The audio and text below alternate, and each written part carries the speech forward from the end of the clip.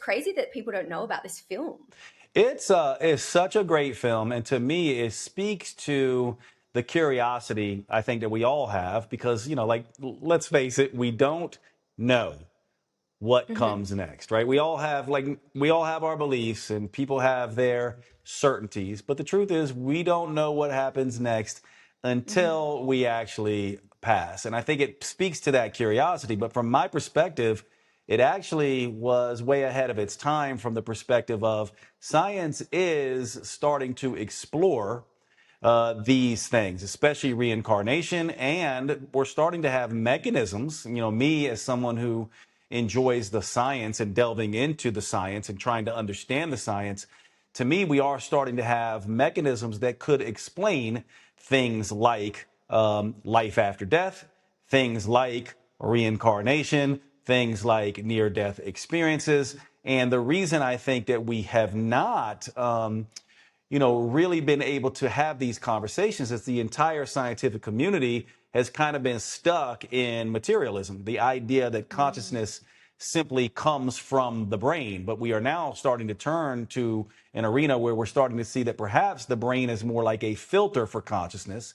And I think movies like I Origin, they're fictional, of course, but they get close to what I think many ancient people have talked about and what many people suspect in their belief systems. And so, from my perspective, that's where it's interesting. It seems to telegraph something that a lot of us have an intuition about, but good movies always do that. They tell the story and explain how we feel about it better than we can. And so when I saw that movie, I loved it from that perspective because I think, oh, that is going to move the conversation forward for people like, me and you, Paige, right? Like, you and I are two people who are interested in this kind of understanding. We're steeped in sort of the philosophy. We have conversations like this all the time. But for most people that I talk to, they're not familiar kind of with the ideas. And so I like to open with a movie like I Origins. And I'm like, if you're interested in this, why don't you watch I Origins? Not because it's necessarily true, but it will get you into a place where we can have an interesting conversation about it. And so that's why I love it. And I do think it starts to speak to something that is intuitive. But for me, it's starting to speak to something that I feel like I now finally, after, let's say, 30 years of studying this stuff, actually have a viable mechanism of action to explain how reincarnation could happen or how near death experiences and afterlife might work. And so that's what I loved about it. And it was really, from my perspective, really well done. But like you, it's one of those movies that seems to be delayed in its popularity, kind of like The Matrix, like movies like Hmm. that. They're not super popular when they first come out, but they stand the test of time. And I think I Origins is going to be that same way.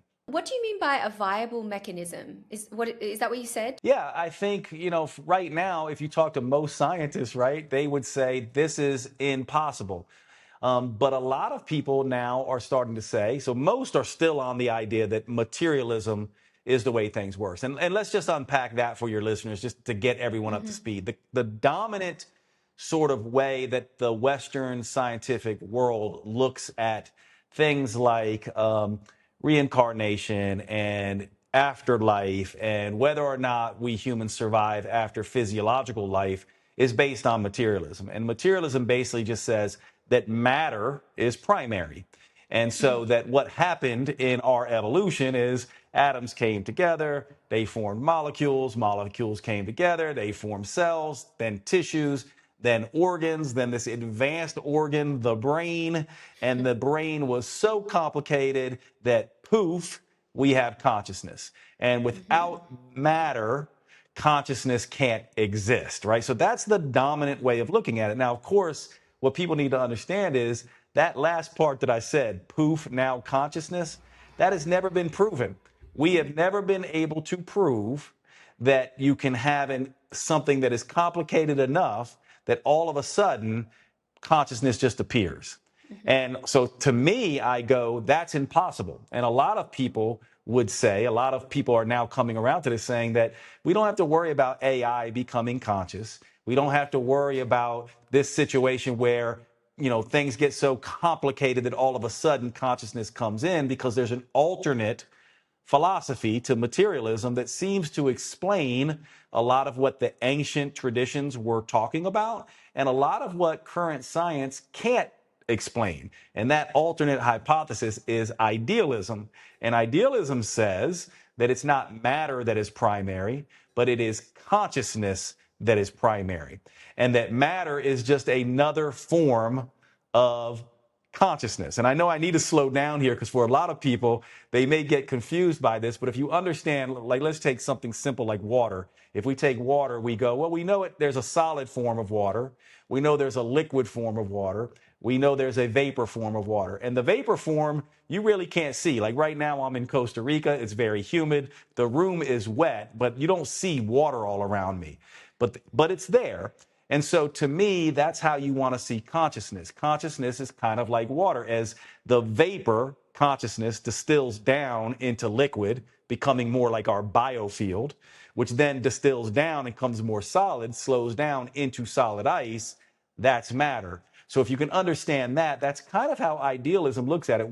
We are consciousness distilled down into matter. But of course, we also receive consciousness from our brain almost like a transmitter. So rather than the brain being something that produces consciousness, we idealists kind of think of the brain as more of a filter of consciousness.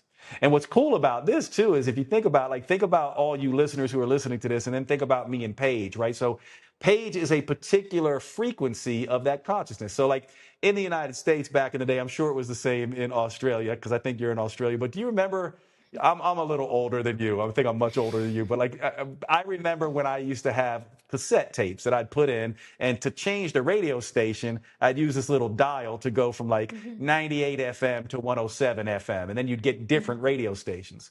So if you understand that, imagine Paige is like maybe like 98.7 FM. And Jade is like 107 FM. So you're a particular frequency and you're picking up on a particular channel. More than that, you're playing a particular genre and a particular song of consciousness. And so am I. So for all we know, Paige is more in the genre of like, let's say, classical music, let's say, right? And her song maybe is like, Beethoven's, Für Elise. And Jade is, let's say, hip hop genre. And his particular song, let's say, is a song by Kendrick Lamar, let's say, right? And this is where how we experience the world. And by the way, because I know you're like me interested in psychedelics, but now imagine you take psychedelics and here's Paige's frequency, right? And all of a sudden, Paige takes a psychedelic and her frequency goes pop and opens up like this. And now she has access to 90.7 up to 96.7, right? So her filter for consciousness expands. And all of a sudden, she's able to pick up more genres of music and more, songs. And to me, idealism explains more about reality than materialism. And if idealism is the way it works, it actually can explain what we see in movies like I, Origin. It could explain reincarnation. It could explain what happens after life, that, essentially we have a consciousness perhaps, or maybe we just get reabsorbed into the universal musical field, so to speak, right? But it does explain more than materialism can explain. So I know I'm talking a lot. Let's just stop and make sure you can understand that. But like, does that make sense in the way that I might see something like what I Origins is pointing us towards? It's doing the storytelling version of materialism versus consciousness is fundamental. Yes. Something else that I feel like the film does that is maybe under talked about on the Reddit threads is the way that it depicts relationships. I feel like the main character's relationship with his lab partner, which I don't want to give any spoilers, but that evolves throughout the film in a really interesting way. It doesn't like point to the consciousness debate, the hard question of consciousness debate. But I think that for me was part of what made the film feel so interesting for me. Did that stand out to you, their relationship? Yeah, it did. When I saw that dynamic, one of the things that I saw there is that sometimes when couples come together, right, there's I look at relationships as growth related, but sometimes you can be so far apart that the growth is super uncomfortable, right? And so from that perspective in this movie, just for those of you who haven't seen it, and I won't give much away, but the first relationship with the very spiritual, let's call her the idealist, and he was Mm-hmm. very heavily materialist. They meet and they kind of cross paths. She's interesting to him because she's so ephemeral. She's like, and in the beginning, he's captivated by her. But over time, he begins to see her as unrealistic and just sort of, not anchored to the world. And so what ends up happening is through a series of events where, this is where the movie gets kind of shocking in a sense. He ends up with this other woman who is much more materialist and in line with him. But through science, they both together make that journey back to where the initial woman was trying to lead him. And isn't it interesting in relationships, sometimes it's like that. We have these very powerful relationships that feel very volatile. They take us in a direction. They make us see parts of ourselves and patterns within ourselves that we can't maintain. And then later on, we go, oh my God, as crazy as that was, that person was really amazing for me in my personal growth. And so I saw it as just a parallel thread of how we interact with people and how certain people can grow us and push us to places we're not yet ready to go, but that we're meant to go. And so that's how I kind of saw that relational dynamic. But I don't know if that's how you saw it, but I found it an interesting through line. I don't think the movie would have been nearly as interesting if there wasn't this dichotomy between these polar opposite women. Yes, yeah, yeah, exactly. And there wasn't some sort of like romantic triangle being expressed through the storyline. Sort of Hmm. using that dichotomy of being science orientated and then being spiritual. Do you think that there's a balance of both that need to be had? Actually, I love this question, Paige. Thanks for asking it because I think this is where we really get twisted up. So let's imagine, that we are spiritual beings who, let's just play this game for a minute, that do come down here to play a game, to grow, to evolve. Well, if we're coming to play a game to grow and evolve, then there's certain rules that we have to abide by. For example, you can't reason with gravity. Gravity exists, right? And you have to kind of play this game. So logic is part of the system that's built in. And so I do think that people who are too far out there spiritually, what they do is they don't realize that part of the game is the structure of what happens. And the way I like to frame this up is imagine a river, right? So let's call it the river of source, of universal source, right? This is the flow of universe or God or spirituality. And it's like a river and it's moving in a direction. Of course, what happens is we as humans playing this game get dropped in to the river. Now, the river has rules. It's got banks and it's got boundaries, right? And so ultimately, these banks and the boundaries hem us in to a degree, and we have to abide by those rules. Now, what ends up happening is if we go against the rules and we just go, well, I'm just going to go with my intuition and I'm going to swim upstream and I'm going to jump out of my boat, we will drown in the river because we go against the current. And so we as humans, I think, playing a spiritual game must do two things. Number one, we must surrender to the current and the game that we're supposed to play, which means we've been given certain logical faculties, certain intelligence, certain tools of perception and sensing. And we've also been given intuition and that kind of stuff and free will.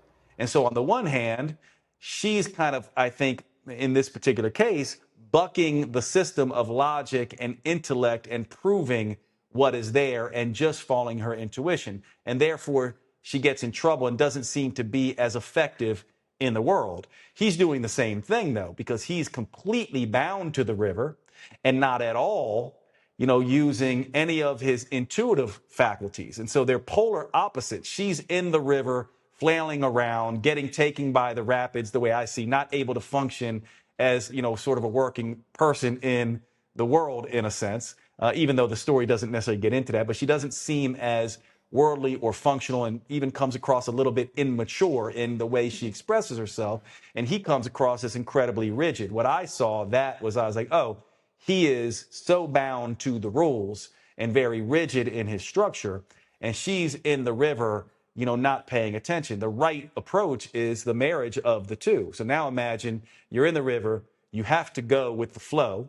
So you turn your boat downstream, you have your oars, you can use your free will to avoid rocks. You might see a little inlet that you want to hang out in a while, but you're obliged to surrender to the flow of this universal thing that's bringing you somewhere. And so that to me is how I balance these two things.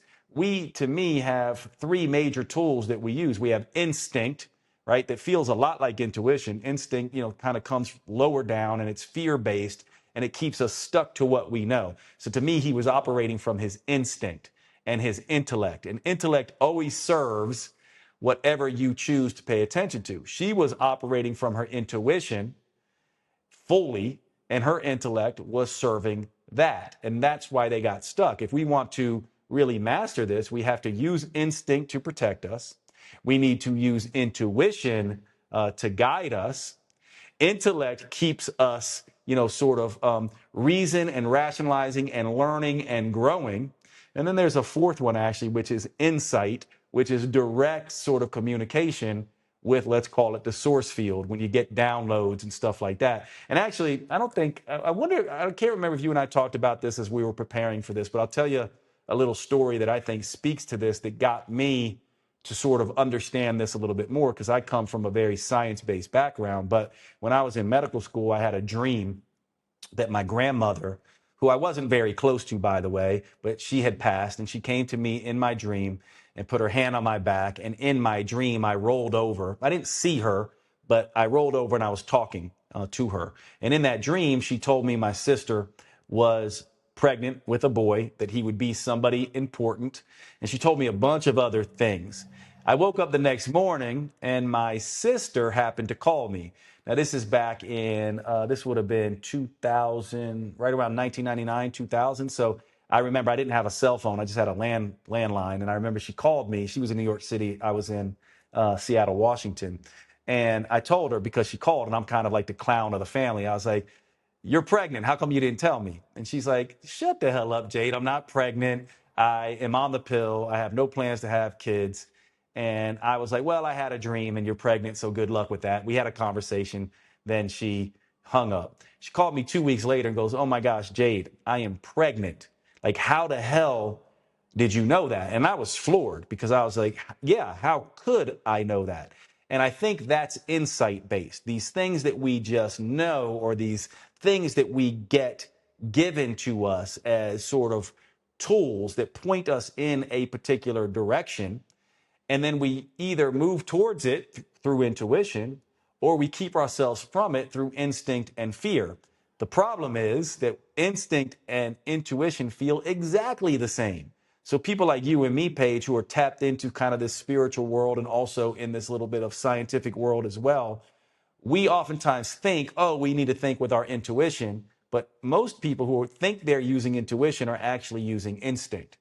This thing that happened to me got me clued into this idea of like, oh, I am somebody who can tap into these things. And all these things I've been feeling throughout my life, where I tap into things and just know certain things, I need to start paying attention to that. And I think that was the moment that my boat kind of dropped into the river. And I was like, okay, now I kind of know what's going on here. I didn't know completely where I was leading, but I knew that all of a sudden I understood these different levels of how to move through the world. So when you ask me, what do we do with people who are science-based and spiritually based? I think this is the problem, is that we think we have to choose one or the other. But the truth is they're integrated, and they're integrated through our instinct, our intuition, and our insight, right? We use all three. Our intellect is in service of that. But instead, we get confused and just want to use our intellect. And this is where science can, steer us wrong. And this is why we need artists and philosophers as well as scientists, because artists and philosophers they're more in touch with all levels, whereas the scientist is just in their intelligence or their instinct.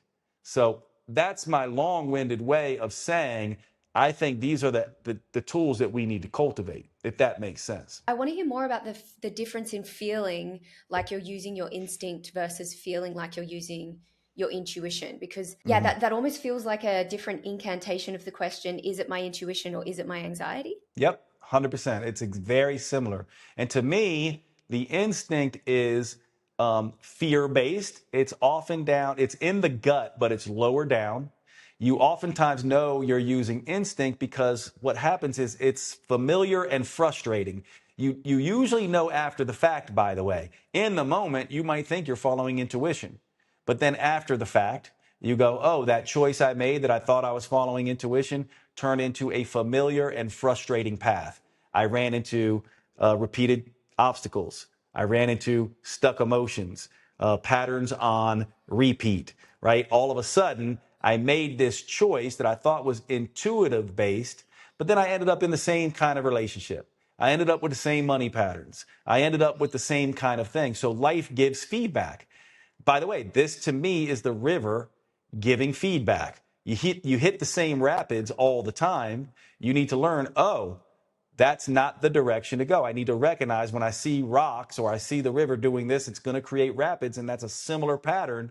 I need to go in the other direction. Now, with intuition, it feels in the gut, but it's a little higher up, and it leads to serendipities and synchronicities and new signs and new opportunities and new, sort of people. As a matter of fact, you and I connecting was an intuitive thing for me, right? It's like I have this vibe where I'm like, oh, I dig this chick and what she's doing on Substack, which is where we connected. That's an intuitive based thing. Now, I didn't know that you and I were going to end up on a conversation together. I was just following a little bit of intuition in terms of first being on Substack and then following my tribe and then being like, oh, this is some cool work here. And then all of a sudden, serendipitously, you and I end up connecting, becoming buddies, and getting on a conversation and learning from each other. Now, had I been more instinct based, I probably never would have picked up Substack in the first place.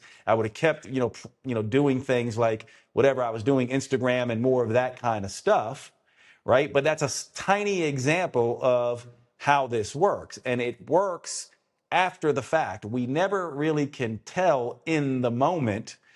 Once you get good at it, you can start going, okay, this feels more heart-based. It's this familiar sense of fear mixed with excitement is the way I like to describe intuition. And it's here for me, kind of in this solar plexus and heart area. Whereas instinct feels a little bit like familiar. It's always the first choice I want to make because it feels familiar.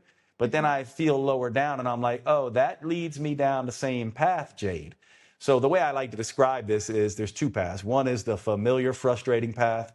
Most of us know that. We try that. We get in the same relationships, same money patterns, same health and fitness issues. And then there's the foreign, fearful, but fulfilled path.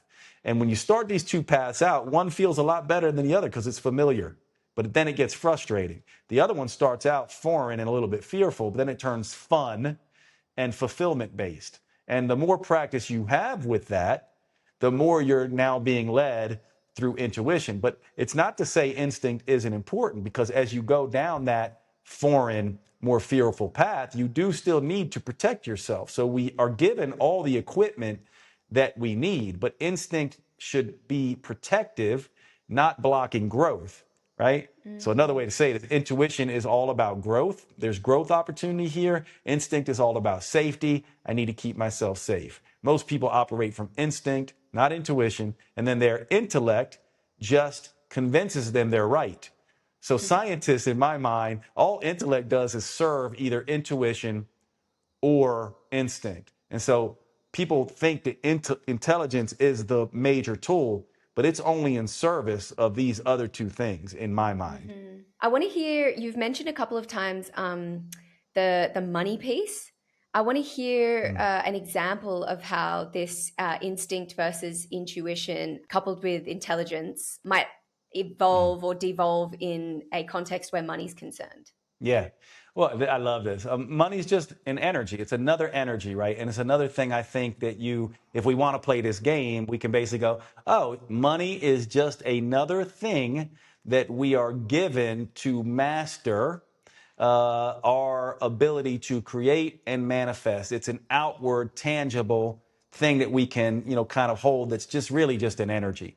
And so with money, there's really three skills we need, right? We need to be able to earn money. We need to be able to save money, and we need to be able to manage money, right? Like, so we need to have these three skill sets around money, and each of those are a different sort of energetic.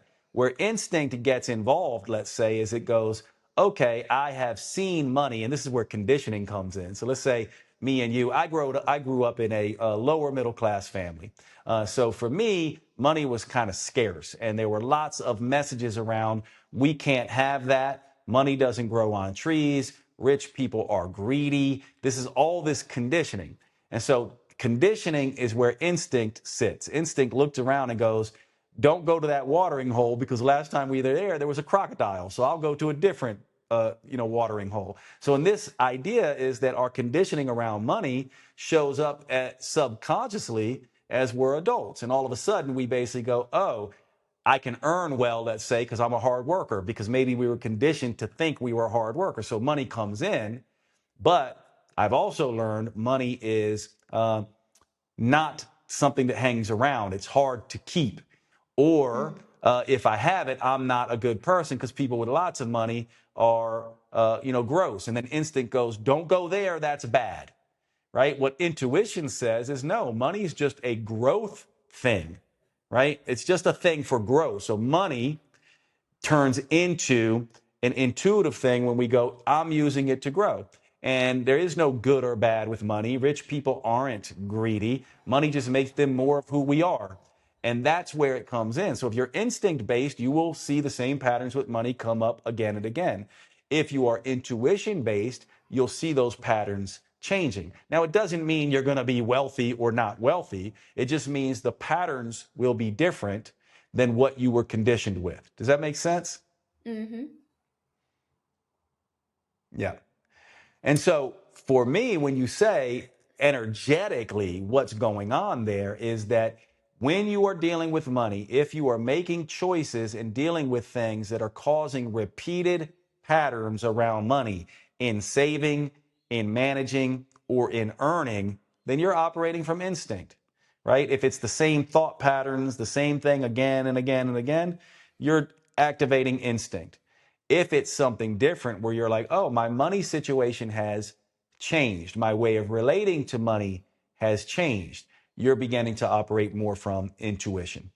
These conversations about money, I think, are so helpful because we don't have enough of them. And like literally every single person that I know is stuck in some kind of money pattern. Even the most wealthy people Yeah. that I know have some sort of story about money that they're trying to move through.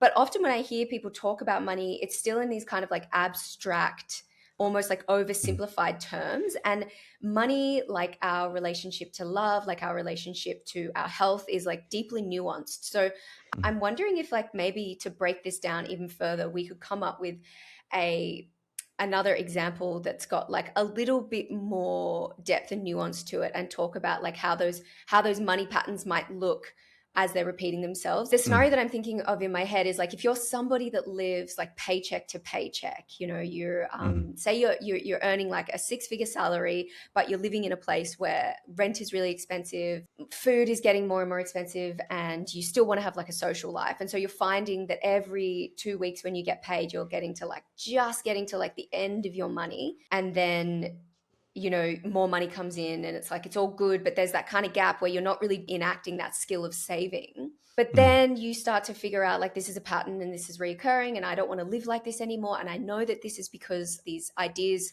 of money for me have been passed down from my parents. And you're someone that's consciously aware of all of that personal development stuff. Mhm. How would you then shift a pattern like that? Like short of not wanting to just quit your job entirely and then throwing away what is a good salary, or deciding that you want to move away from the city that's perhaps too expensive for you, knowing that if you did that, you would then lose community. Like how do people actually break these patterns? Well, so this is interesting. You're probably not going to love this answer to this, but the way I see it, and when I do coaching, it's impossible to do what you're saying to do without action-based stuff, right? So in other words, you will have to do certain things. So let's take this example.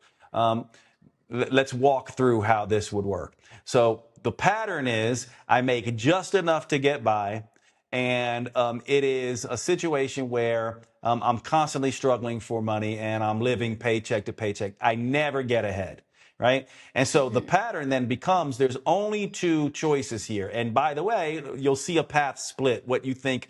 So if you're someone listening to this, you can kind of think, watch what happens in your body in terms of the two stories that I'm going to give you. And this will tell you when you get in touch with this, you're like, oh, I see it.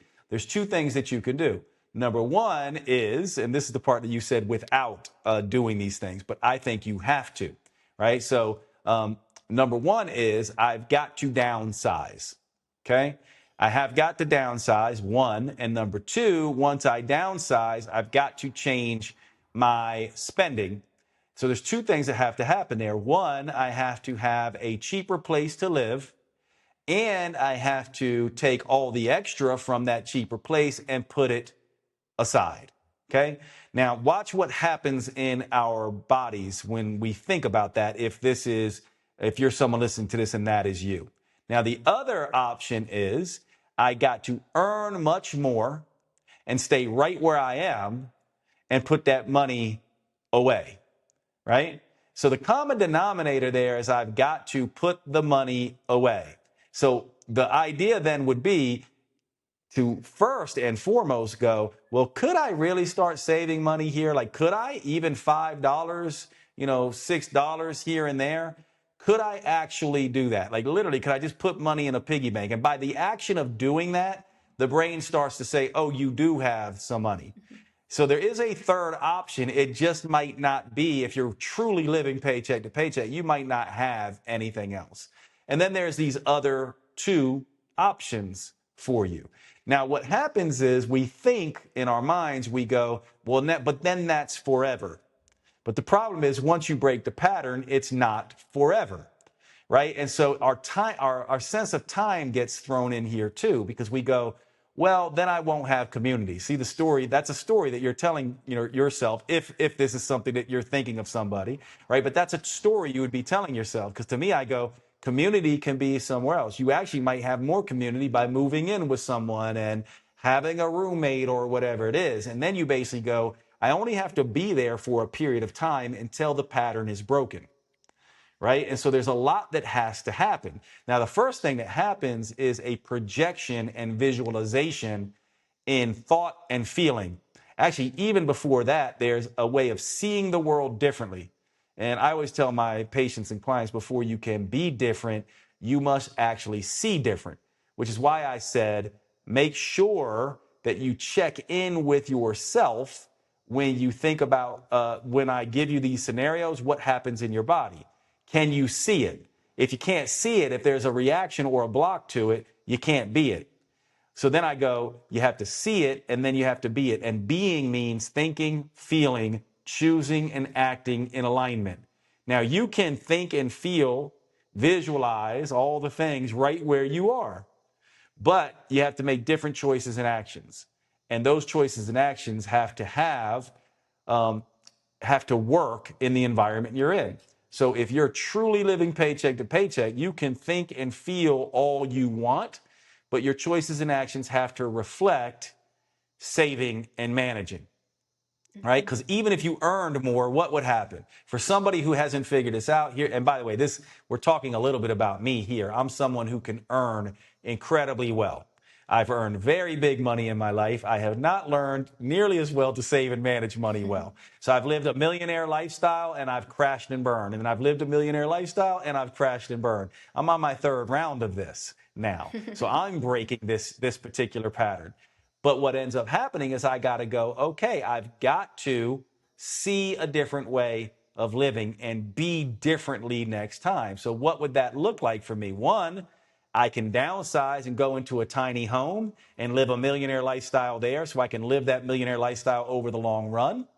Or two, I can upgrade and then I have to just keep earning more, but that's never going to last if I don't manage, right? And so what would happen to somebody, and this happens all the time, people win the lottery, right? They get millions of dollars, and we know through research what happens to them. They typically go broke again. We see this in sports, professional athletes that come from lower income families, oftentimes without handing their resources over to a money manager, they go broke pretty quickly. We've seen stories like this over and over again, and it's because they can't manage this. So if you're somebody who thinks you can just earn more, what are you going to do? Well, you're going to move out, you're going to get a bigger apartment, you're going to be back in the same situation. This happens all the time. More money, right? We even have sayings about it: more money, more problems, more money, better job, same amount in your bank account. That's what you're talking about. And that is a block to thinking, feeling, choosing, and acting differently. And oftentimes it starts with, no, I'm not going to downsize. And no, I'm not going to upgrade, right? So nothing changes by staying the same. There is something that does have to change in the physical world, right? So that's how I see that, if that makes sense. The energetics come along with the actions and behaviors. Both have to match. If they don't, things fall apart. Yeah, makes sense. Personal question for you: when you were living the millionaire lifestyle, what it sounds like is that you would get rid of your money really quickly. What kind of ways would you find to spend your money that, looking back now, you're like, well, that was definitely more of a nervous system capacity thing than actually me buying things for myself that I needed? Yeah, Paige, I was the typical man, right? I'm just like, that's not enough, more, right? More. I need more. I need to be more ambitious. I need a bigger car. I need a new car. I need a bigger house. I need, like just more and more. And what I was doing for me is I was going, okay, when I make it and I'm as wealthy and as, have all the toys like all these other people, then somehow I've made it as an entrepreneur, right? And so I wasn't playing Jade Tita's game. I was playing the game that everyone else is playing. Have all the nice things, have the big stuff, have the cars. What's really funny is that I discovered that actually my game is pretty simplicity. I love the idea of being in a tiny home. I need luxury. There are some things I like. I need very clean spaces so I can work, right? Like right now, you and I'm in Costa Rica. We're having spotty internet. Stuff like that drives me nuts, right? Like I gotta have the best internet. I gotta have the best. I like the best towels. I like the best soap. I like the best all black everything. Everything's gotta match, but it doesn't have to be big and it doesn't have to be expensive. Like I used to be like, my sister laughs at me because she's like, you don't even look at the price tag. You just basically go, the most expensive thing is what you want. And I was playing that game because I had assumptions in my head that the most expensive thing was the best thing. And now I just go, no, I know what I like now. I like matte black. I like blacks and whites. I like, all this kind of stuff. And you can get that stuff relatively cheap. And so that's the shift I had to make. And then I had to go, I'm the kind of millionaire who lives in a tiny home, who drives a car that he's had for 10 years, who loves and has a luxury tiny home, but uses his extra money to help people out. And that was another thing I did, by the way. My pattern was to give tons of money away, because from my perspective, I was like, why have money if you can't give it away? So at one point, my accountant said to me, you do realize you're giving about $5,000 away every single month, just to people, just in cash, just helping friends and all this kind of stuff. And then it turned into like $8,000. And I think one year I just, for friends, family, people in need, and then taxes would come and I would have already spent the money. The other thing I did is I would keep investing in my business. I got to build this big thing. It's got to have a big team. I've got to have all this stuff. What now has happened to me, and I'm in this transition, is no, I don't need a big team. No, I don't need a big house. No, I don't need a new car every 2 years. No, I don't need all this fancy stuff. What I want to do is be able to live a freedom-based lifestyle over the long run and be generous over the long run to myself and others. Now I'm practicing that mindset. So notice how I've got it spelled out now. I got it spelled out, but I haven't practiced it fully yet. But before, I didn't even think about having it spelled out. So that's how the money situation works. You have to essentially go, okay, I know I can earn. I trust that. I don't have a crisis of confidence there. But, funnily enough, as someone who's lived a millionaire lifestyle, twice now, right? And now I'm like, now I'm going to be a millionaire who doesn't live the millionaire lifestyle. So I had to give up the idea of living the millionaire lifestyle as a flashy thing, when really now the millionaire lifestyle means freedom to me. Freedom can be had, many, many different ways. I actually don't even need that much money to have freedom. Right. So all of a sudden, when I work with my clients, and I'm sure you see this a lot too, it's like, what is your goal here? Like, what are you really trying to do? And unfortunately, I was a little bit more in, let me impress, right? Let me impress, or let me prove that I'm a good guy. That was the two things I was doing. Let me prove I'm good by giving a lot, and let me prove I'm worthy in other people's eyes by impressing people with my money. Now, this was subconscious. Had you asked me then at the time, I would have been like, what are you talking about? I might have even pushed back against you if you were like, you know what, Jade, as your friend, I see this pattern in you. I might be like, Paige, get the hell out of here. Like, that's not my pattern. I might even argue with you. But the more the pattern came up, the more I go, you know what, Paige, you're right. You're right. And I've got to change, how I see this. Now, I don't want to live the millionaire lifestyle. I want to live the time millionaire lifestyle, the freedom millionaire lifestyle, not the money millionaire lifestyle. And changing that way of seeing it allows me to be it differently. And now the pattern can change. What came through to me when I was listening to you speak then is this idea of needing things in excess being something that has like completely been sold to us by capitalism. And this is, I'm not like revealing some great mystery of the world. Like most people that listen to my show would definitely have some idea around that happening. But where I've really seen tension here is in the wellness beauty or beauty tech industry. And beauty tech is no longer just for women. I'm seeing like men get involved in like injecting peptides. I'm seeing just these laser technologies that people are getting done monthly for their skin, and it's not just to fight skin cancer, it's to look younger. But it's interesting because that same sort of rise in this innovation to make us look younger is kind of happening at this time in culture where we're all working harder and harder and harder, which is creating stress in the body, which is aging us. Yeah, we've been taught again and again that we're not enough, right? And we've been taught, like to your point, what is beauty is an energetic thing, and so is ugly. But we've been taught it's a physical thing, right? We've been like, think about it. Like, so let's say you meet the hottest guy in the world, right? This super attractive person, but they're a complete asshole. They're not going to be hot for too much longer. Or let's say you meet somebody who's got, super hot, but they have bad breath. They're not going to be hot for long, right? And so what we're doing, right? Like what we're doing is we're misunderstanding what attraction is. Now, of course, you have to be attracted to your partner, right? Or there has to be a level of attraction there. But the attraction is coming from things we don't quite understand. It's energetic, right? There's an energetic thing. In the beginning, the physical piece is what brings us together. But ultimately, in the end, it's an energetic thing that kind of keeps us together. And I think this is with romance, and I also think it's with sort of money as well. Money is an energetic thing as well. And there's an ugly way to manage money, and there's a beautiful way to manage money. And it's different for each person. So here's the interesting thing. Me, Jade, right, and you, Paige, and all of you listening, what makes you beautiful, what makes me beautiful, what makes Paige beautiful, what makes all of you beautiful is the uniqueness of you. And if we're all trying to be the same look and have the same way of look, we lose that uniqueness. So what I see is actually we're making ourselves less attractive. Certainly I did this to myself by trying to be how everyone else is. I was doing that with my money. I certainly spent time in my younger years, in my 20s and 30s, doing that with my physical appearance, trying to work out like crazy and do all the things, we dress in costumes that don't fit us, is what I'm trying to say.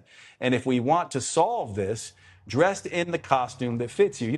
you and I haven't had this conversation much, but when I turned 40, one of the things that was shocking to me as it turns to attraction and stuff like that, I was never a good looking, I always considered myself average at best in terms of physical appearance, right? But at 40, all of a sudden, I started getting all this attention from women. And I'm looking in the mirror being like, I'm the least attractive I have ever been. I'm 52 now, right? So this is 40 at 50, so 12 years or so ago.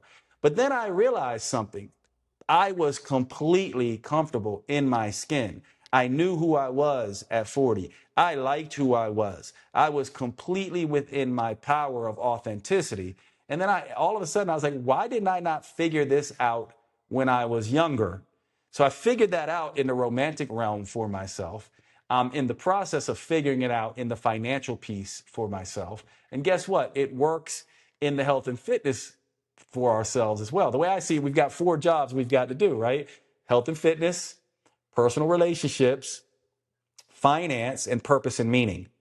And I do think when you're in your purpose and meaning, when you really got that job down, the other things start to fall in place. And you also, as a side effect, start to become attractive to other people. And it has nothing to do with your physical appearance as much as we think it does. Now, of course, there's a difference between men and women in this, which we could get into because I know you do this work as well. There is a slight difference that women have a burden that men don't have in our Western culture. So there is that. We want to name that. It's far harder for women to say that, because they're burdened with, the same way capitalism burdens us with what you were talking about.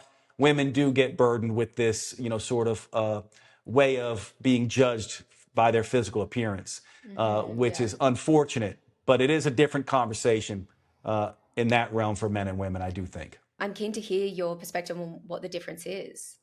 Well, I think for women, right, like the Western world, and the similar thing that capitalism makes us, you prioritize profit over human thriving.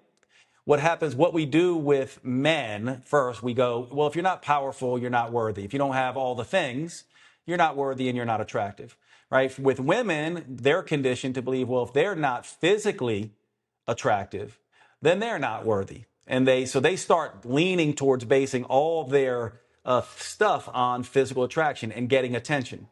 And then what happens is women are judged that way, and it's not completely their fault, right? Like it's society's fault, but they're judged that way, and then they feel like they have to essentially keep up with the Joneses. And then, of course, women have the burden. Then they have, they have the hormonal thing. They have kids. This is what I did my whole career, by the way. Most of my career was female endocrinology, so female hormones. Their body changes. They're judged for that. They go through menopause. Their body changes.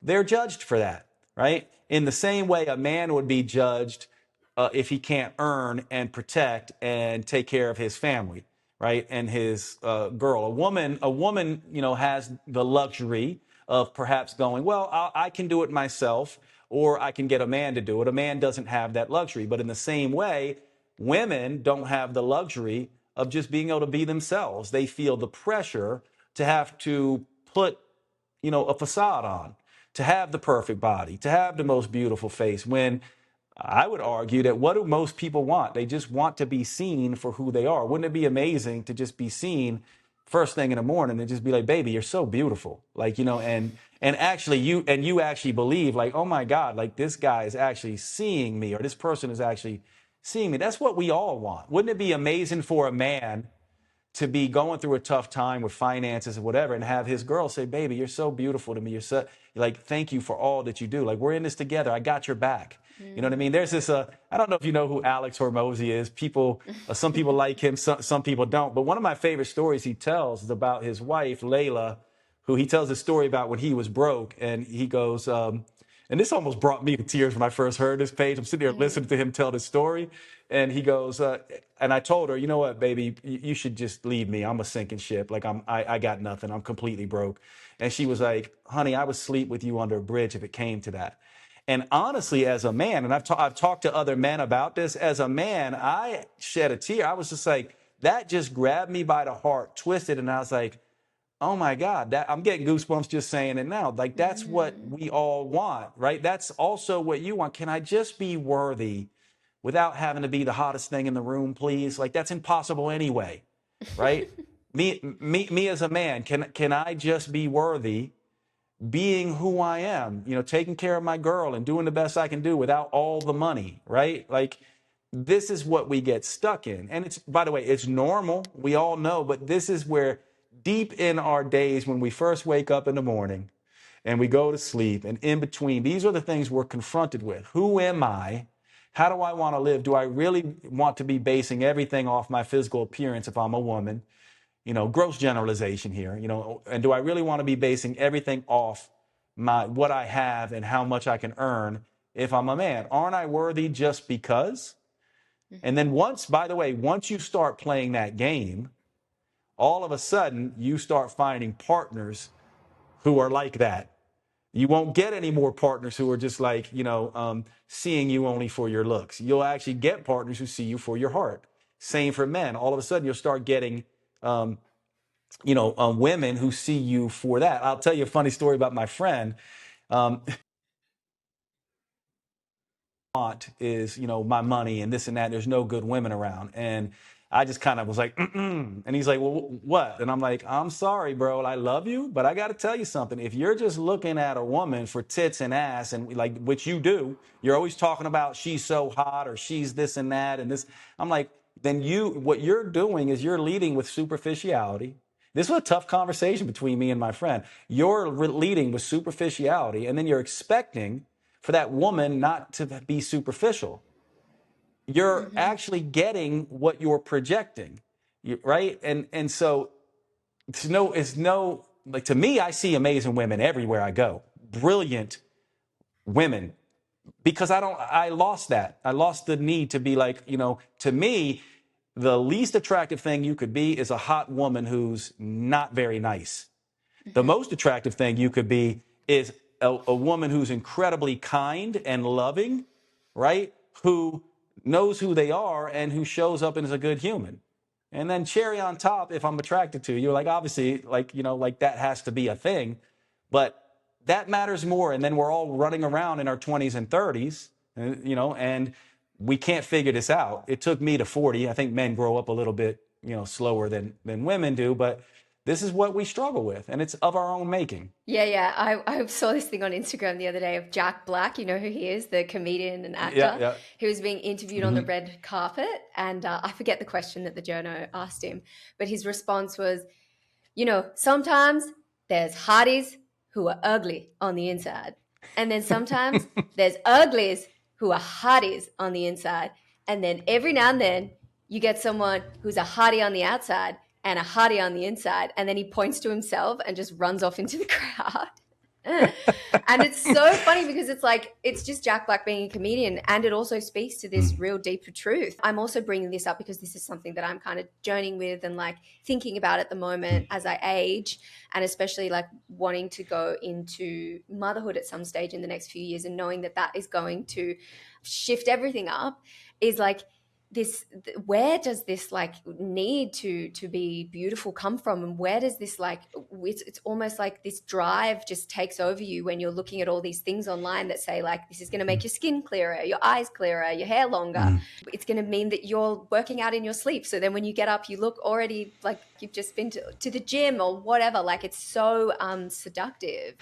Yeah, well, you know what? We're human. And so for me, this might surprise you, and it may seem like I'm contradicting myself, but let me explain. I actually don't have a problem with all of that. I think it's very human, and I think we want to look good. And I think if we weren't, like, think about this, if you and I and everyone else listening to this did not have some vanity, then we would probably be, super overweight, unhealthy, and all the other things. So some vanity is very, very important, and we want to look good and feel good in our skin. However, and there's nothing wrong with that, right? And Mm. especially if you do the internal work as well. I don't see anything wrong. I'm a big fan actually of all the things that you want to do. That whatever someone wants to do. I mean, it's not for me, but Botox, whatever someone wants to do. As long as it's not a band-aid for the lack of self-esteem, and it's just something that I feel better in my skin, and I feel like this is a authentic expression of who I am. And I like this about me, and I like these choices. I don't judge anyone for any of their choices at all. To me, I'm like, it's all fair game. The issue, though, is if you're doing it to compensate for, lack of self-worth, then I'm still saying, I'm not going, don't do it. I'm just saying it's not going to solve that issue. So you're using it as, sort of a Band-Aid. To me, I go, yeah, you know what? I want to do the peptides too. I want to look young. I want to, stay as attractive as a man can. I want to, more importantly though, for me is I want to age well and stay strong and all the things. Mm-hmm. To me, there's nothing wrong with that. The problem is it can go too far with all of a sudden, if you're like, I, do not like myself anymore because I put on a couple pounds because I had a kid.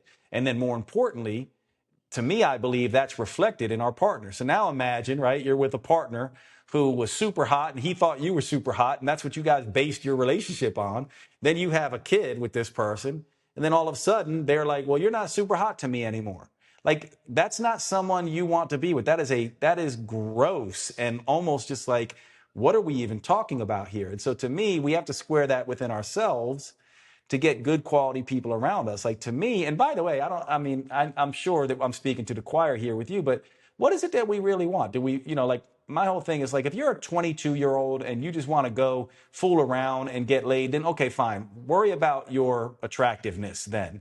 It's not gonna help you as you age if you really want deep, connected, real, feeling-based relationships that you can grow with someone and be connected in that way. That is a wrong approach. You're not going to get very good people playing that game. And I don't know many people who are telling you that, oh, I just want to fool around and have sex with as many people and look just hot as hell, for the rest of my life and not have depth of connection in a relationship, right? If you really want depth of connection in a relationship, then you need to put more emphasis on your own internal self-development, and you should be looking at how attractive is this human being in front of me beneath the skin. Because in the end, I was married for 10 years. I've been through 7 3-year relationships, and I've been around the block a little bit. I'm sure you have too. And what I can tell you is that in the end, you are as attractive as your personality and your kindness and your emotional maturity. Nobody who's an asshole stays hot for long. We should get that printed on a t-shirt. That should be the merch for this podcast episode. Yeah, exactly.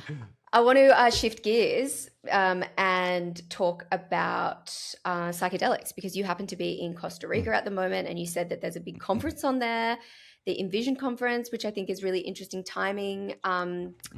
I am super interested in psychedelics. Over the course of the last few years, I've really shifted my relationship to them. I used to use them a lot to party with, and now I see the potential for spiritual growth. And actually, I don't party nearly as much anymore, so that when I do take psychedelics, I'm able to prepare and integrate them. But I'm interested to know, since you're someone that explores consciousness in your work and is really interested in the scientific side of things, like, what has been your experience using psychedelics, and like, how has your relationship to them shifted over time?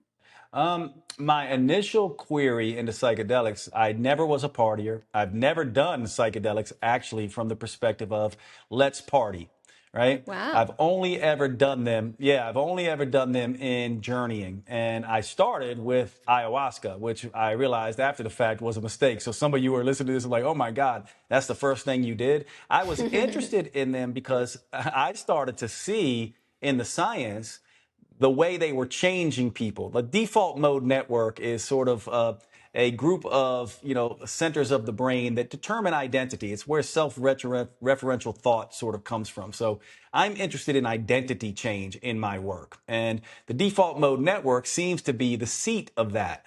And I was seeing that psychedelics seem to be able to restructure the default mode network and cause permanent changes in personality. For example, I was blown away. What got me into psychedelics is I'm a psychologist and a philosopher and endocrinologist, and I love all this stuff. But I saw this study that people who were doing psychedelics, their openness trait, which the big five personality traits, openness is one. It's one of the most studied. And it changed permanently from one psychedelic dose. And when I saw that, I was like, that is amazing. Because think about it, right? We were talking about the idea of before you can be different, you have to see different. Well, openness is a trait that you've got to develop if you want to see different. Openness to new ideas, openness to new people, openness to new things. So psychedelics restructured the default mode network and personality and identity to where people had openness. So I was like, I want to go down this path and see what this is like.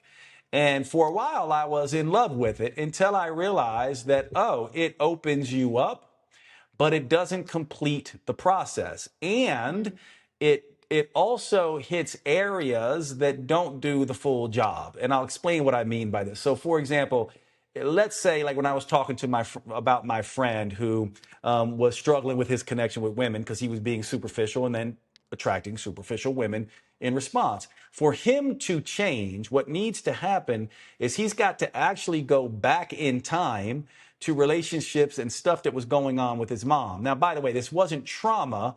It's more like drama. It's stories about women and their neediness and the way they were, the way he saw his mother. So he needed to go back and revisit these emotional concepts and these story concepts and story architecture that was conditioned into him as a kid.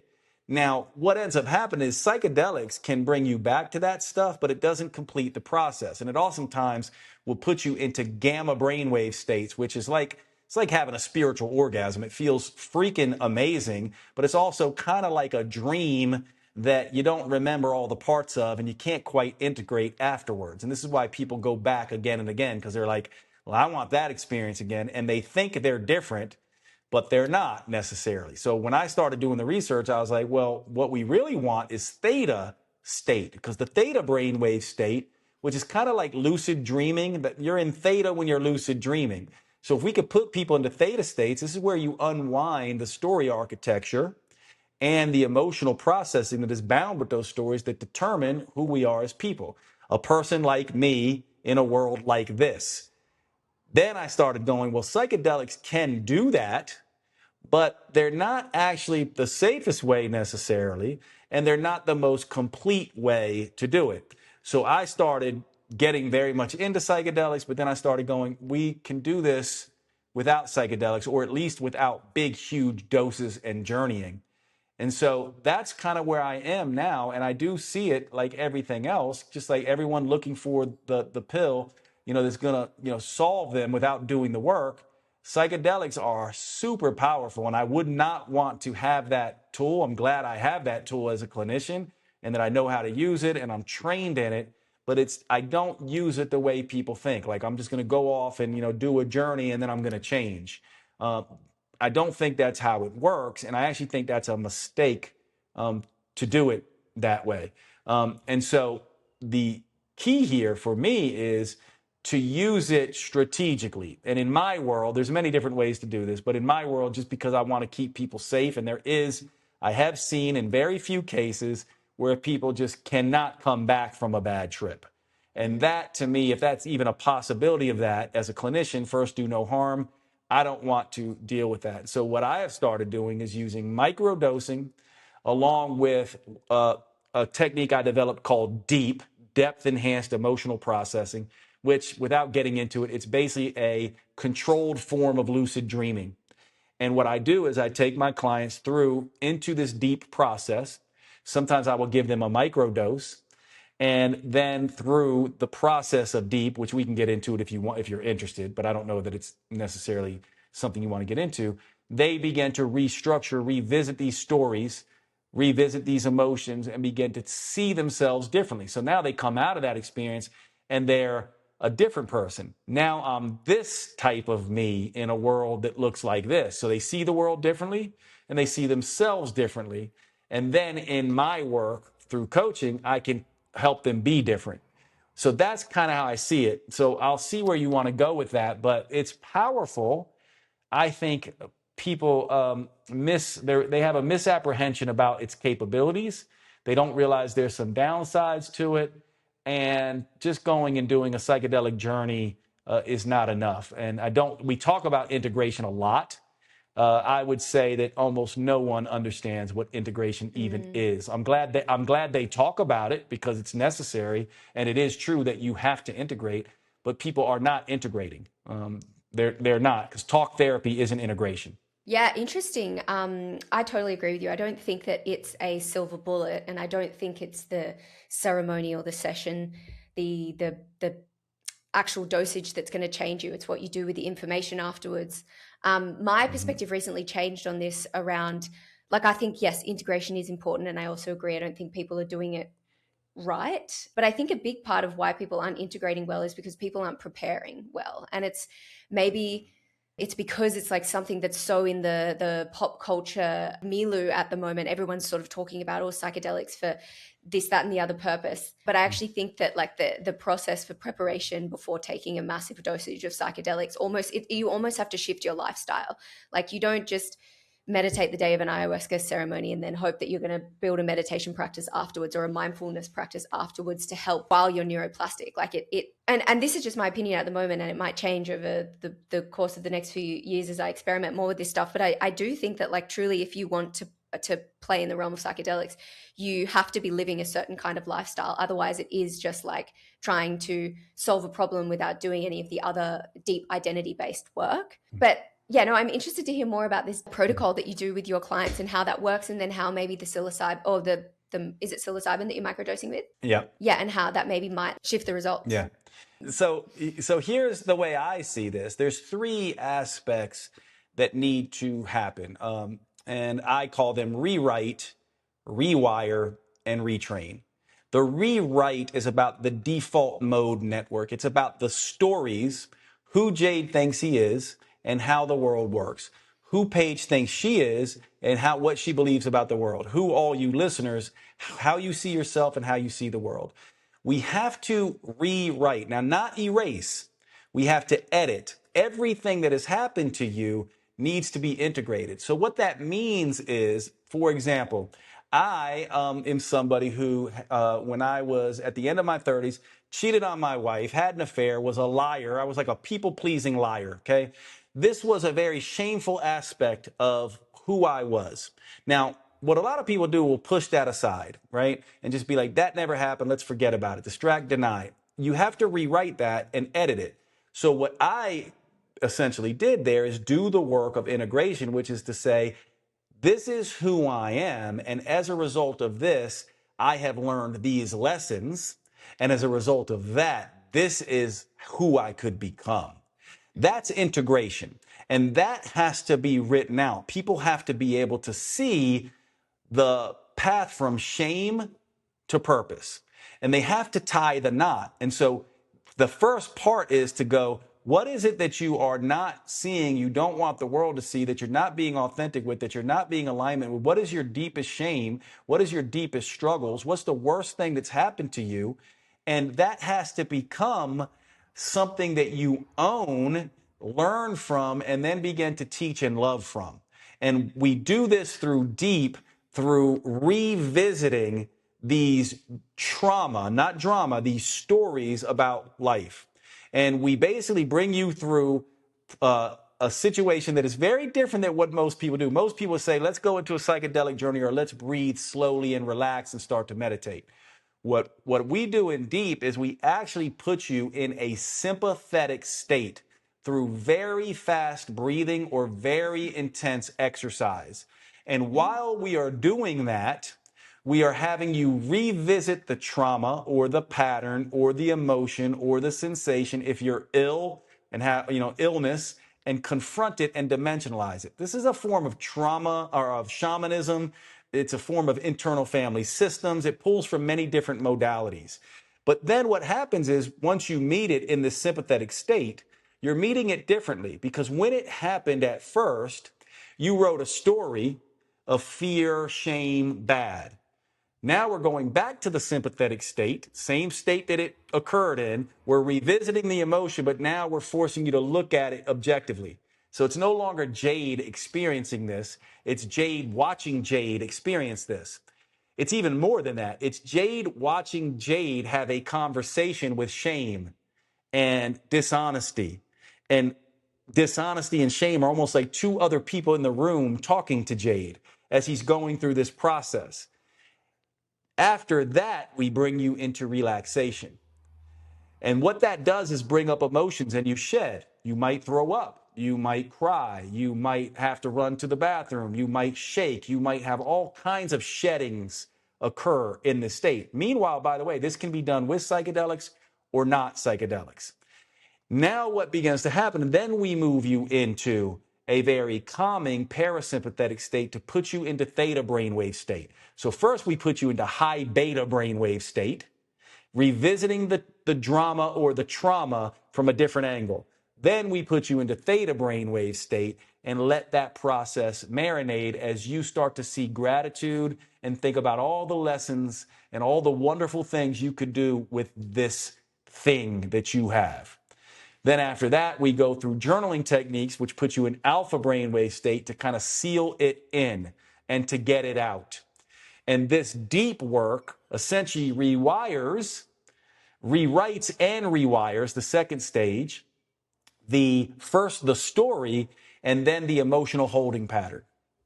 Now, the final piece, the retrain, is what everyone else is already doing. The habits, the behaviors, the peptides, the whatever it is, the doing. Go out and be the thing. Practice. But the problem is, once you rewrite and rewire, now you can actually do it.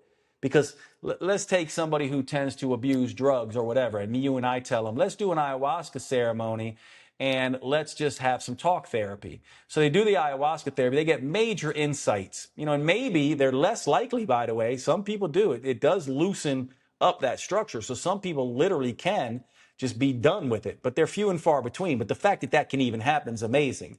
However, with deep, now imagine, we rewrite, we rewire, and now this person is much more likely to be able to go, that whole coping mechanism does not match the new story I have. And so I don't need that anymore. And unlike psychedelics, we're not, taking a shotgun approach and hoping. We're actually very strategically doing this. And it takes not one time, but it can take, I've seen people in a weekend of my retreats essentially clear major stuff. The issue is, and this is, I know you're wise, so you'll probably see this, what ends up happening though, it's like an infinite onion peeling. The first layer peels off. And so the thing that they think they're working on often isn't the thing that peels first. And so what ends up happening, and I'll tell you a funny story, Paige, the first time I ever did this retreat, we had 10 women come. It's all, typically women are doing self-development work. So it was me and 10 women. And they all make a joke now because I became very good friends with these women. 4 of those 10 women after that event all got divorced, initiated by them. And so they all laugh. Jay, this was the divorce retreat. And I'm like, well, I can't market that. And I'm not saying it's going to make you divorce, but what happened is they released the patterns that made them stay in relationships that were not fulfilling them. So that is the deep process. And just real quick, again, what's different about it is, one, it puts you in a sympathetic state, revisits the pattern. Then it puts you in a parasympathetic state, puts you in a gratitude state. Then it uses written exposure therapy to clean it all up and make a declarative sort of, here's who I'm going to be moving forward. And it's not a perfect system, but it is by far the most powerful thing I have ever seen in my 35-year career in this field, which is why I now do this work. Yeah, once you see things unfold like that, you kind of go, okay, I have to keep exploring this and see what's possible here. One thing, we're going to call you the divorce shaman from now on. And the second thing is, so you spoke before about how it's rare, but it does happen that people have this like one experience with psychedelics that changes everything. And I have had that experience in my life, which is why I'm such an apologist for psychedelics. Having said that, on that particular occasion, the thing that I had the most shame over and that I had been struggling with for the longest time, and that I just felt like no practitioners were able, or I wasn't able to let other practitioners help me with, was obliterated. And then afterwards, like you said, the onion peeled back and all these other things happened. The next like few years of my life, the integration period was very bumpy. I was still seeking out terrible relationships with men. I was still struggling in my relationships with family members. I was still, really not sure about what my purpose in life was. But I just, like, existence or the cosmos or whatever, just cut me a break on this one particular pattern that I just could not break. And so when I reflect on like my thoughts towards psychedelics, I always think, well, yeah, like it is not a silver bullet. They have this incredible capacity, and the timing has to be right. And only you will know if the timing is right, or only you can be in denial as to like why you might actually be seeking out these experiences. Even when you are lucky enough to encounter an experience with psychedelics that radically changes something that you just haven't been able to shift another way, it does just reveal to you all these other places in which there's work to do in your life. It's not an ending, it's actually a beginning. And you have to be prepared for that. So it's interesting though, because when I hear you talk about your method and the use of the sympathetic nervous system state, what it reminds me of is actually of a different plant medicine that I tried that I don't think is a psychedelic. Actually, I think it's beyond, it's called a boga. And at least in my experience of working with this particular plant medicine, it really felt like it put me in a sympathetic state. And that was so different from any other psychedelic experience that I'd had, or any other kind of like healing experience that I'd had, where it was all about putting you into rest and digest, all about getting you into your like that sort of pocket right before you fall asleep where you're easily influenced. And I was left with that question of like, what's the benefit of going into that fight or flight state when that's what we spend all our time trying to get out of? Yeah, the benefit of that is that's where the pattern gets seared in, right? And so think about it. I oftentimes use the example. Imagine you're a little kid, you're learning to walk, you're running and you're kind of off and you fall and you bang your knee and you skin your knee and you feel pain and you feel stickiness and you see red, right? And in that moment, you're kind of like, is this good or is this bad? I've never felt this pain. I don't know what this red substance is. You turn and you look at your parents, and then and your heart rate's up and you're in a sympathetic state. You turn and look at your parents, and they either grab you and comfort you, or maybe they argue, start yelling at each other. Why did you let her out of your sight, or whatever happens? That story gets written in that moment. I call it MUD, misguided, unconscious decisions.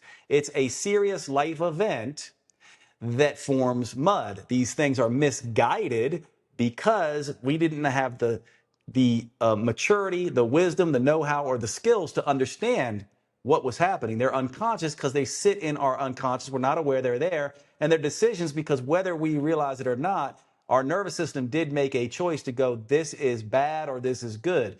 The sympathetic state sears trauma into the system. And so to loosen that trauma and that drama, I want to revisit the sympathetic state.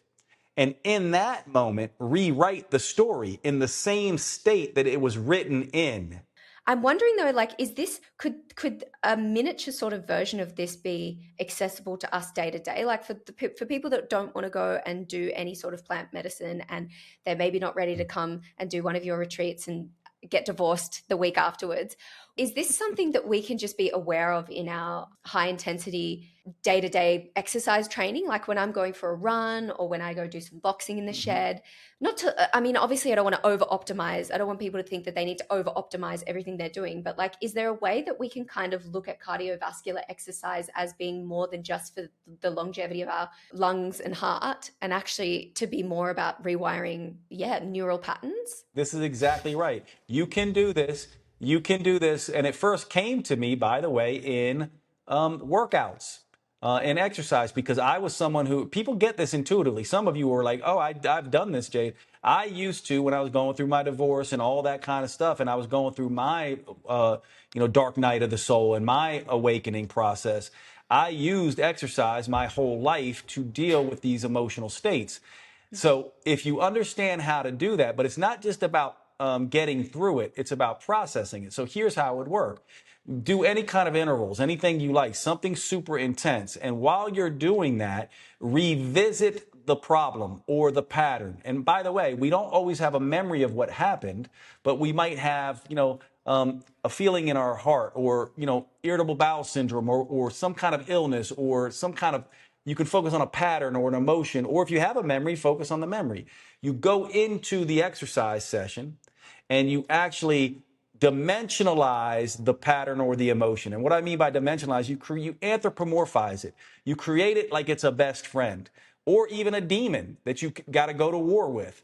But understanding that it's a tough love demon. It actually loves you. You created it. It's there to teach you a lesson.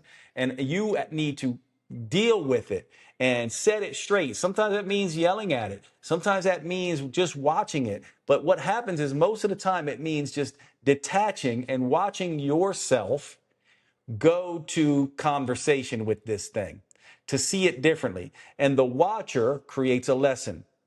And then after the workout is done, and it should be relatively short. So my workouts are 20 minutes or so that I would do. And then I would turn on some relaxing music, lay down, and go into theta state. I'd put on like 432 hertz or 528 hertz and just process, right? I actually have a sister version of deep, which is called beep, breath enhanced emotional processing. It takes 11 minutes, right? So it's 11 minutes that I do first thing in the morning, and my clients absolutely love it. And it's what they do between the deep sessions.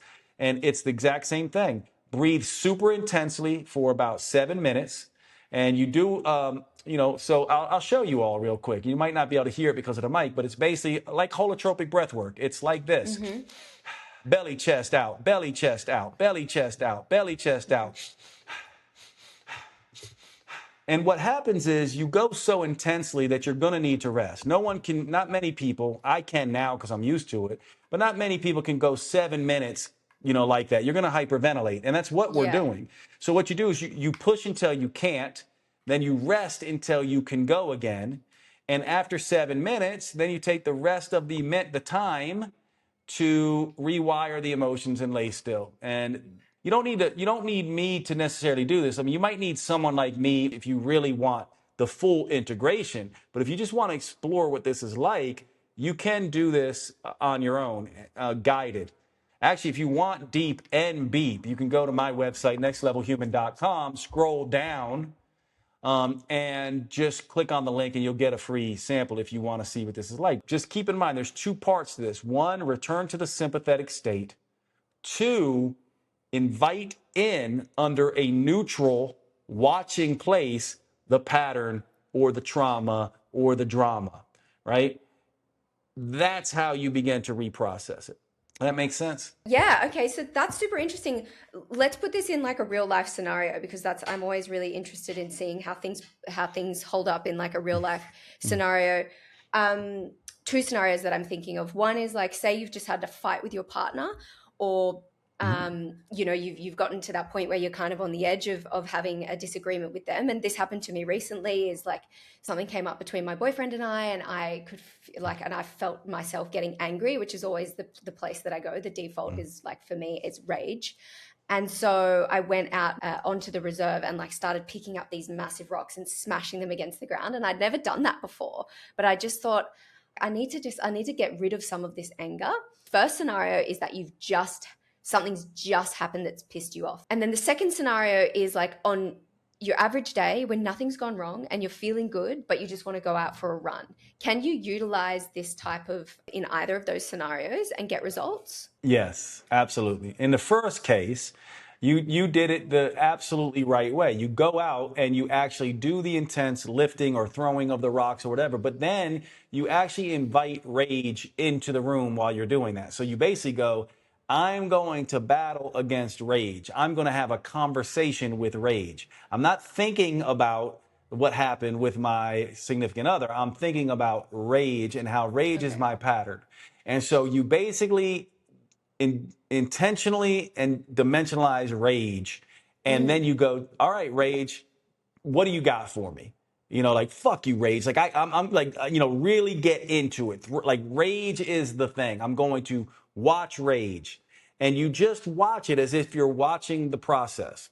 And then after you feel like you've dispelled the energy and released it, what will happen, the subconscious is really interesting. So what it might do is go, first you're just into the breath and you're into throwing and you're into the physical act. Then you might feel like something in your heart right? It's constricting. And then you go, oh, interesting. Hello, constricting heart. What do you have to teach me now? So now your conversation with rage went into a conversation with a lump in your throat or something in your heart.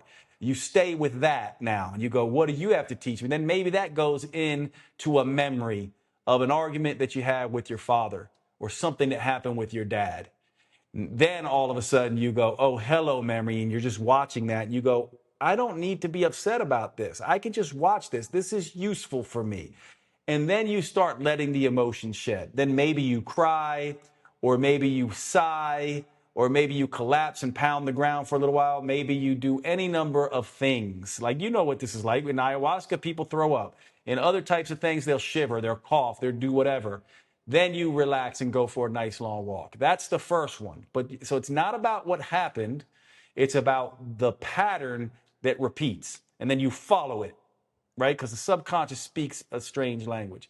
Now, in the other case where you're feeling good, that is a great opportunity to go and basically go to a conversation of how powerful you are and how brilliant you are and how amazing you are with money and all the things that you're wanting to manifest, right? Because in that state, you can move into this thing where I'm like, I'm a warrior who's growing and learning and loving life. And I feel so alive and I'm so grateful for these patterns and I'm going to clear these patterns. And in that case, you want to visualize and see how all these obstacles are something that you're using to grow. That they're not a problem. They're not frustrations, they're initiations. You see what I mean? So in that case, you go into how powerful I am, how beautiful I am, how worthy I am, how safe I am, right? The other one, you actually deal with the emotions. Now, I will say one thing just as a caveat, because as a clinician, first do no harm. I do want everyone to understand that when you are suffering from an acute thing, an acute breakup, betrayal, grief, anything like this, for the first 2 to 4 weeks, you do not want to go through this whole process. The first 2 to 4 weeks, you just want to sit with the emotion and understand where it is. Where is it in the body? What's its temperature? What's its texture? What's its personality? And let it communicate with you and just feel. I call this process feel, deal, heal. When, I basically explain this to people. If you and I, Paige, are in the kitchen and we're cutting vegetables and your knife slips and cuts your finger, first thing you're going to do, you feel it, so you grab your thumb. You stop everything because you feel it. You grab your thumb. Then you're going to look at it, inspect it. How deep is it? Do I need stitches? That's the deal phase. Then the heal phase is not just getting the bandage off and putting on antibiotic ointment. The heal phase is next time we're in the kitchen cutting vegetables, you pay attention. Maybe you even go on YouTube and watch a video on how to cut vegetables. In the emotional way, the feel phase is feeling where it is in the body, feeling what it brings up for you. And that takes about 2 to 4 weeks. The deal phase is understanding the coping mechanisms around it, how you use rage to protect yourself, perhaps when you don't feel safe or you feel disrespected, and how that reminds you of, I don't know your history, but that reminds you how your dad used to treat you or whatever, right? And the heal phase then is, I will now learn the lesson from the rage. And I will use rage and alchemize it now to drive and power and to appreciate how my rage was protective and how my rage was what allowed me to be ambitious and be driven and be compassionate and be empathetic. And then that's how you square this whole process. So this feel, deal, heal process needs to be complete. You can't rush the feel phase. This comes from PTSD research. If you start talking about and trying to go deal and heal too fast, you can inadvertently make that pattern get stuck and make it worse. You need to spend time feeling it first. But when you're aware of the pattern, like you're aware that rage is a thing for you, right? That you can freak out like that and do that. And by the way, there's nothing wrong with that. We all have stuff like that. When you're aware of the pattern and it's been sitting there a while, then you can do what we're talking about. But if it's a new acute thing, someone just passed and you're in that, you just got betrayed and you're in that, and it happened yesterday, you need a different approach. Yeah, that's the part that people don't like to hear. That's the part that we all avoid. Anyway, this has been such a great conversation, Jade. Thank you so much for your time. If people want to get to know you and your work more, where can they find you? You too, Paige. I think you're absolutely brilliant. Thanks for having me. I actually met Paige on Substack. I spent a lot of time there. Jade Tita on Substack, Next Level Human Substack, and nextlevelhuman.com is where to find me. And I'm just at Jade Tita on all the social media channels. So definitely find me there. And Paige, thanks for your work. I so appreciate what you do. And thanks for having me on.